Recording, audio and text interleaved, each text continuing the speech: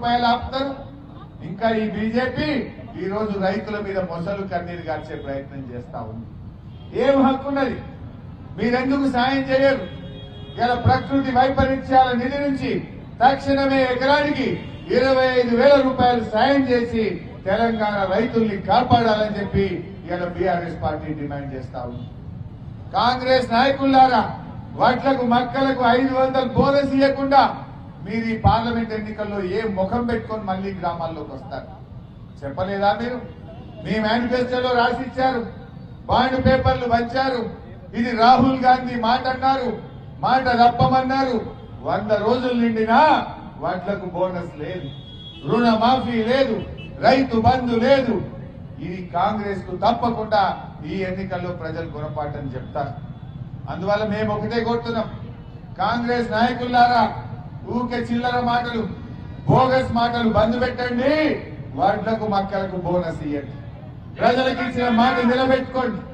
ఎందుకంటే ఇవాళ మీరే చెప్పిండ్రు, మీ పరిపాలనకు ఈ ఎన్నికలు రెఫరెండం అన్నారు. అంటే రైతులు ఎందుకు ఓటేయాలి మీ ప్రభుత్వానికి? నువ్వే చెప్తున్నావు 100 రోజుల నా పాలనకు రెఫరెండం అన్నావు. అంటే మా రైతులు నువ్వు 2 లక్షల రుణమాఫీ ఎగ్గొట్టినందుకు, నువ్వు ఇస్తానన్న 15,000 రైతు బంధు ఇయ్యనందుకు, నువ్వు ఇస్తానన్న మక్కలకు వడ్లకు 500 బోనస్ ఇయ్యనందుకు, వ్యవసాయ కూలీలకు 12,000 కొట్టినందుకు, కౌలు రైతులకు 15,000 కొట్టినందుకు, రైతులకు 24 గంటల కరెంట్ ఇస్తానని ఇయ్యనందుకు నీకు మా రైతులు ఓటేయాలా అని నేను అడుగుతా ఉన్నా. రేపేమంటావు? అన్ని ఎగ్గొట్టినా నాకే వేసింటాను వాళ్ళు రేపు. అందుకే ఇవాళ తెలంగాణ రైతులు, విజ్ఞులైన మా రైతులు, మా ప్రజలు ఇవాళ అన్ని విషయాలు అర్థం చేసుకున్నారు. తప్పకుండా ఈ పార్లమెంట్ ఎన్నికల్లో మీకు చురుకు పెడతారు.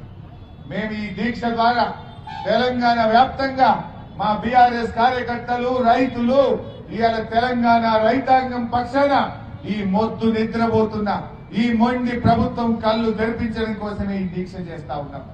ఇప్పటికైనా మేల్కొనండి, రాజకీయాలు పక్కన పెట్టండి, రైతుల్ని ఆదుకోవడానికి